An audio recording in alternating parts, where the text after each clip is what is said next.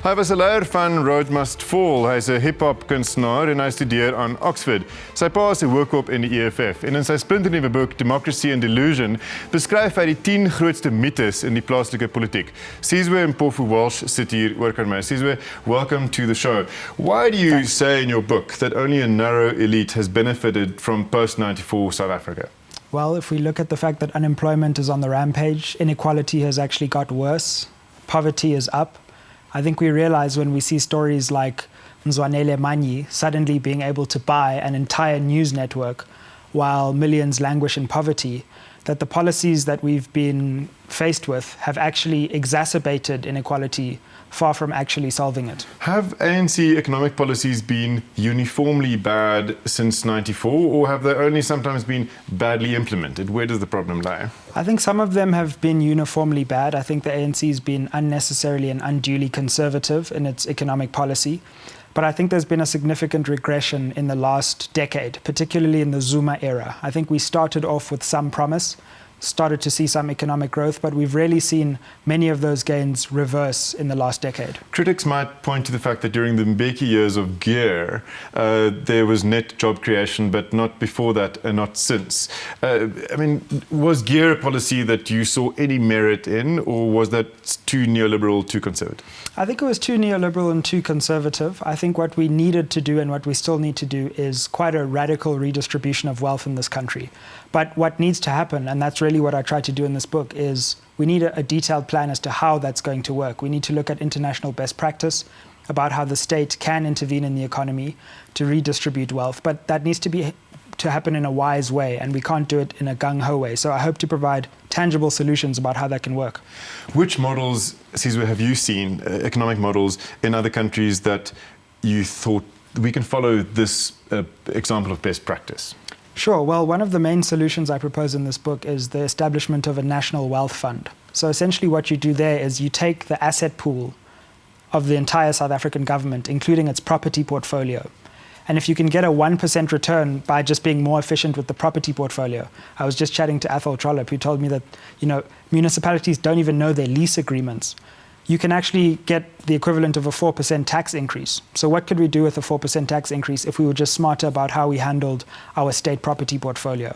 And it's interventions like that that I think are quick, but are also extremely effective. So I like to believe that many well-meaning South Africans who own some property and who have some wealth would agree with some redistributive measures. In fact, they would argue it's already very progressive, the tax system is very progressive, but they don't trust government to be an honest broker and to implement successfully. How do we bridge that trust deficit?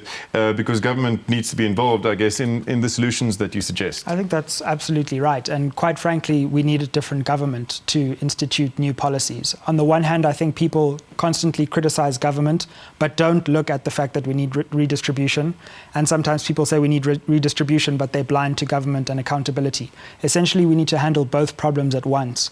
And that's why I tackle corruption on the one hand, and the fact that we need a more accountable state, but also we can't just sit back and allow the economic status quo to persist and grow momentum as it lurches from crisis to crisis. So I wish we had time to look at all 10 myths, but we can only focus on some of them. Cool. One that you spend quite a bit of time explaining is education, and you suggest that free tertiary education is possible, but you make a distinction between free tuition, and free education. Why do you make that distinction, and what should wealthy people pay?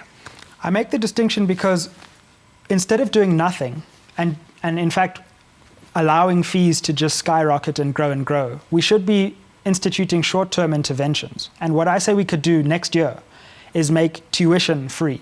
Now, you'd still have to pay for accommodation and textbooks, but what we could do is free tuition, and that would be relatively unaffordable. And I trace a model in the book for how much that would cost and how it would work, and it turns out to be relatively cheap and feasible. Relatively affordable, right? So, but you say, for example, money is being wasted now, which could be, of course, under proper management used for this purpose. Sure. But can we really afford it, though? And can we, again, I don't want to stick to that point, but trust government to implement the education solution that this country needs? I think we can. If we're able to afford trillions of rands in infrastructure spending, how much more infrastructure can we ask for than people who are talented, who are able to go to university, who are good enough, actually getting in and being skilled and not having this chronic instability in our higher education sector. So I actually think that providing free tuition would be a net economic gain. It would essentially be a middle-class tax cut to 500,000 middle-class families. What do you say, Sizwe, to those who say that massification of tertiary education, which is a global phenomenon, has not really been successful in this country? Many graduates are struggling to find jobs, and we're not equipping them really for the jobs of the future. Well, I think that's why you can't see these myths and these questions in isolation. I think too often we talk about one thing without talking about another. And that's why I talk about state intervention in the economy. That's why I talk about democratic accountability. We've got to start seeing the whole picture and solving the whole picture and not just focusing on these little issues, which are just manifestations of, I think, a broader crisis that continues to grow. What did your research show you about the state of race relations in the country? I think it's disappointing.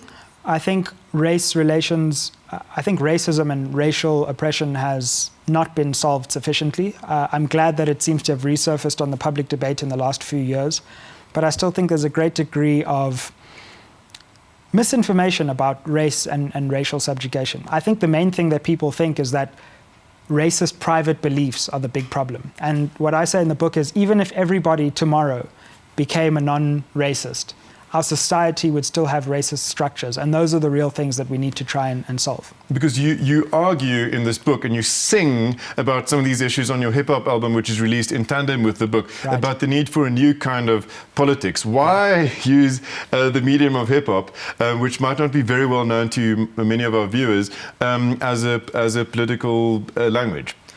Well, a lot of people say that young people are apathetic, but my theory is that people aren't speaking to them in the ways that they enjoy. There just isn't enough aesthetic beauty in politics right now. I think it's old, it's stale, and I'm trying to use hip-hop, which is a medium that young people already like, in a language which they already understand, to try and spread political messages. And I think that's a way of meeting young people where they are, instead of hoping that they're going to become, people who just sit down in, academic attire and read books. Because young people are expressing themselves politically, but not at the ballot box. That's true, and that's why political parties need to do more work to excite them. They need to speak to young people. They need to invest in making themselves attractive. I think, people who are interested in politics are always going to be interested, but how do we get young people on the margins of our society or who aren't politically active interested in these questions? I think we have to put them to them in new and innovative ways. So writing a book and hip-hop album, that's all very amazing, but would you go into politics? Yeah, I think so, but I've resisted that right now. Obviously, my father's in politics, so it's always been difficult for me to try and, prove. And I think I still have a lot to prove. I think a lot of people listen to me and they think, his father must have just told him to say that. So, with this book and this album, I'm hoping to show that I have ideas of my own. I'd like to build an independent platform, and that could be politically powerful, but I'm not sure whether it'll be in formal politics or whether it'll just be trying to affect hearts and minds in the direction that I hope they can go. Thank you for coming onto the show.